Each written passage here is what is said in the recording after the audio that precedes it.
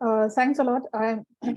I'm excited and also nervous to do this presentation in front of this bioinorganic community after a very long time. I hope I can manage. So today I'll be talking on, as you can see from my from the title of the talk, on electron bifurcating hydrogenase. To be more specific, it's iron-iron hydrogenase, and recently we got a paper published on Thermatoga maritima electron bifurcating hydrogenase that Professor Lubitz mentioned at the beginning of his session. And I'm just going to show what we understood from that structure. So electron bifurcation is a biochemical term which refers to splitting of two electrons into a high and into a high potential acceptor and to a low potential acceptor through a bifurcation center.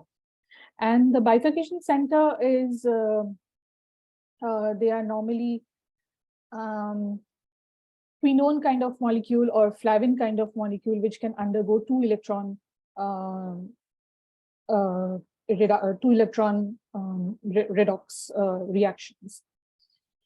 And this was first mentioned in the Q cycle by Peter Mitchell, and this where the quinone one of the quinone side is actually responsible for splitting the electrons that they used to get from the redox reaction of ubiquinone to ubiquinol, and then it is split into the high potential acceptor, a risque type of iron sulfur cluster, and also a low potential acceptor, which is a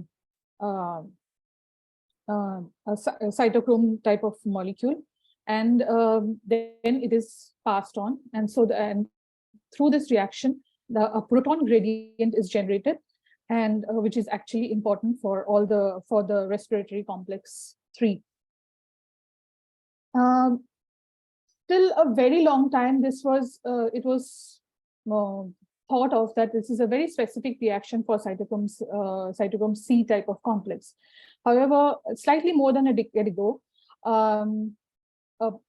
in around 2008, a flavin-based where the flavin-based bifurcation was proposed, and where the flavin molecules or the flavin cofactor is believed to be the bifurcation center.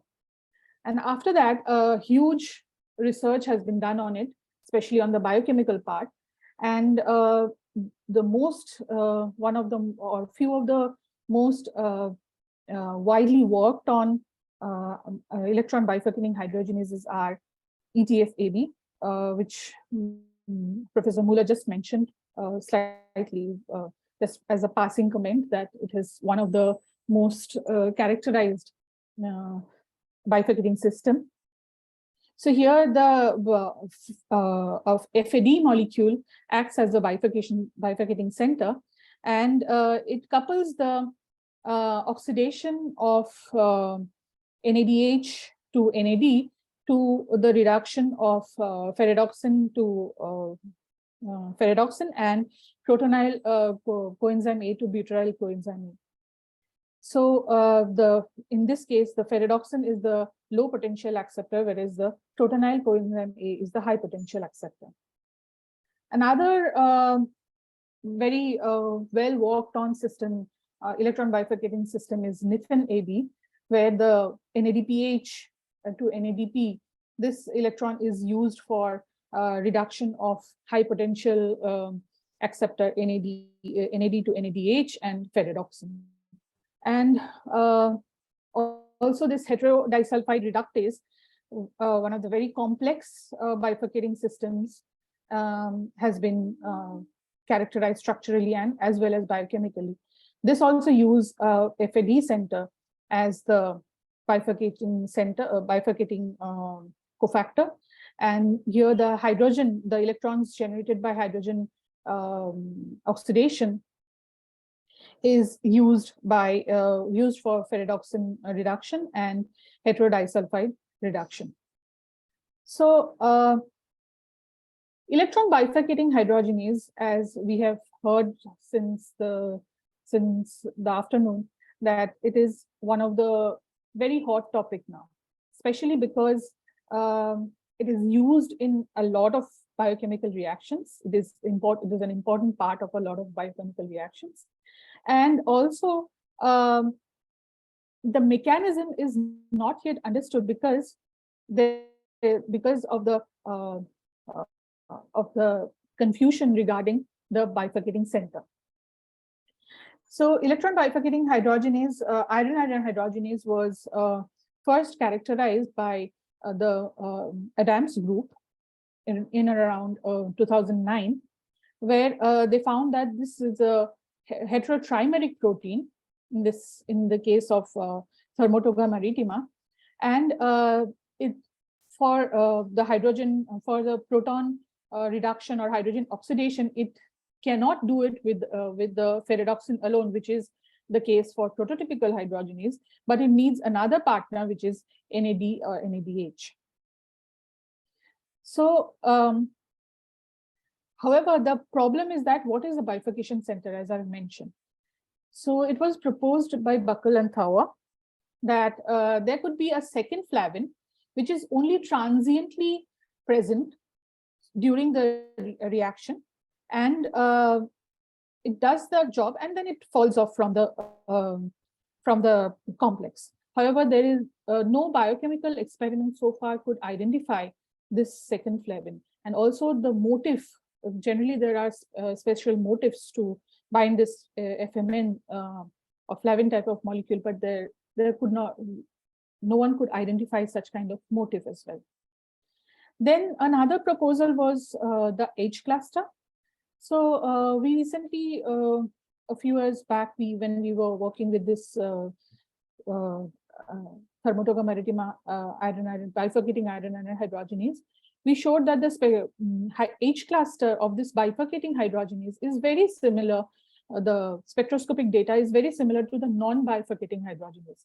So they should have very similar redox properties. So this is also an unlikely bifurcation center. And the third that we proposed during our last paper is that some unique arrangement of the iron sulfur clusters, but this was too speculative and there was no data to back this up.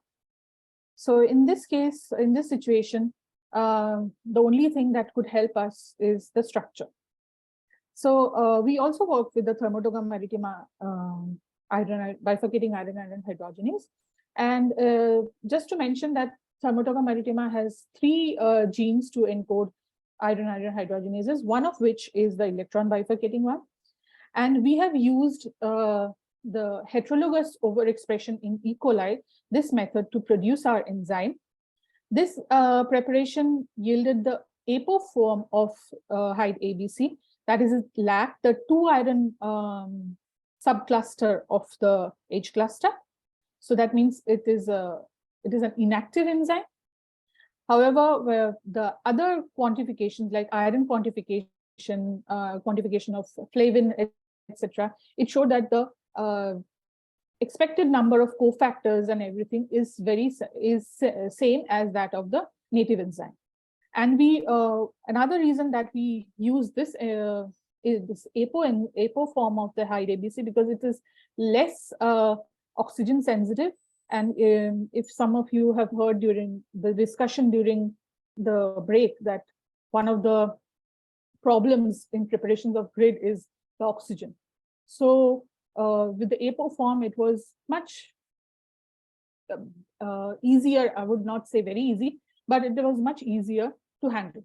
And this work we did in collaboration with Dr. Jamie Blaza from the University of York and Chris Furlan, his student. So the cryo-electron microscopic structure of H2ase, it looks quite fascinating to me at least. And we could get a 2.3 angstrom resolution map into which the atomic model of H2ase was built.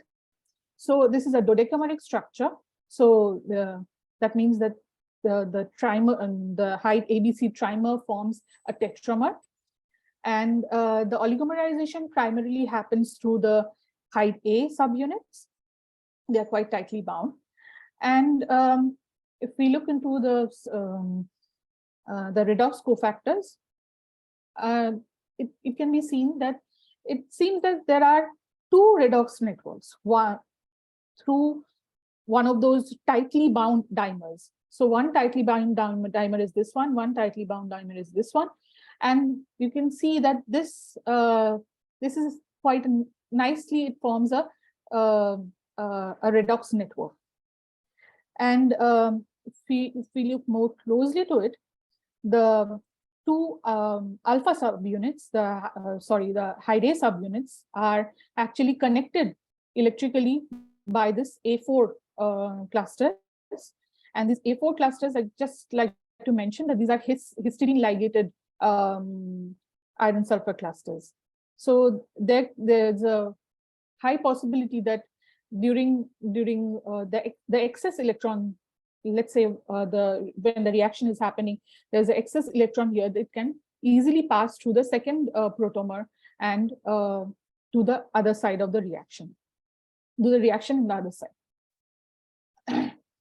However, there's a slight problem in the structure, which is the missing iron sulfur clusters. So as you can see, we could identify 5 4 iron 4 sulfur clusters in the protomer, and 3 2 iron 2 sulfur clusters along with the FMN. However, based on the iron quantification as well as the sequence analysis, etc., there should be a total of 7 iron sulfur clusters, 7 4 iron 4 sulfur clusters, and 2 2 iron 2 sulfur clusters in each protomer. So this missing part has to be somewhere. And this is actually in the flexible C-terminal domains of the Hyde A and Hyde B subunits. So it was when Jenny and Chris were doing the structure, they could easily, or not very easily, but it was much easier for them to actually resolve the core part of the structure, which consisted of the Hyde A and the remaining parts of the Hyde B and C that we could see in the previous map. But the C-terminal domains were quite flexible. That is why they had to do a symmetry expansion method. And then they could actually identify some bridge structure, which is formed by the C-terminal domains of the Hyde B and Hyde A subunits. So this is how, if we look closely into the structure, this is how it looks. And actually, it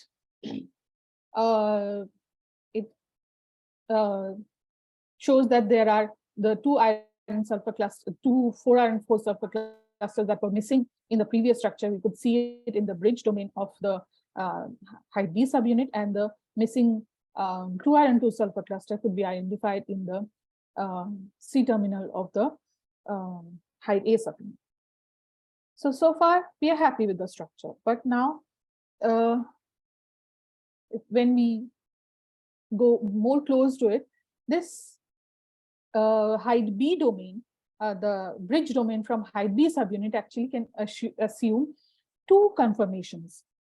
Although the movement is not that huge, but at least from the structure, we can see that there is a possibility that this domain can actually move. Why is this important? I'll just mention it later. And so the overall cofactor arrangement in the Hyde ABC becomes like this. So this is the dimeric structure, the dimer, and most of the core electron relay pathway, which is formed by this A1, A3, A2, A4, and the 4 iron 4 sulfur cluster, just the 4 iron 4 sulfur cluster from the H cluster, and FMN they are all in a electron transferring distance. That is, the distance between them are all less than 16 angstrom. So they can all transfer electrons to one another. However, the bridge domain is quite far apart.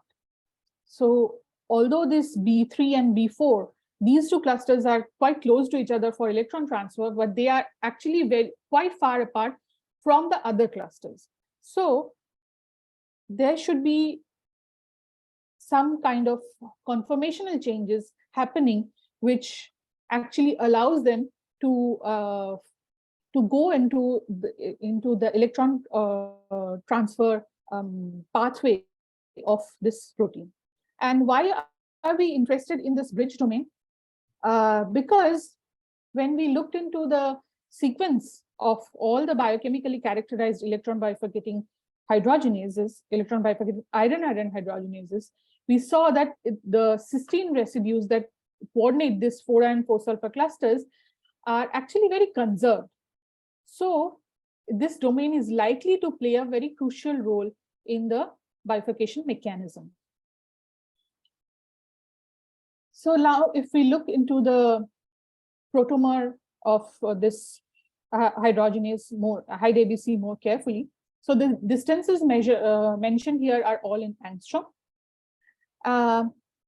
So as you can see here, as I've mentioned in the previously as well, that all these distances that form the core electron core redox pathway, they are all less than 16 angstrom, which is within the electron transfer distance. However, the B1, B3, B4, this domain is far apart.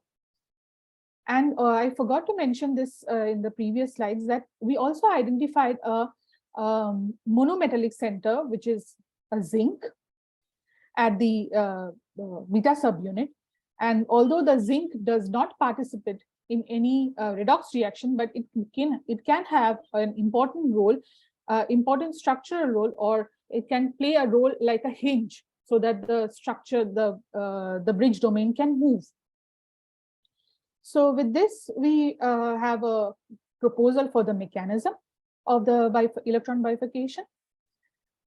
So we propose that when the hydrogen binds, or the hydrogen oxidation happens at the H cluster, the electrons are taken up by the A3, A2, A1, B2, the core electron, core redox centers.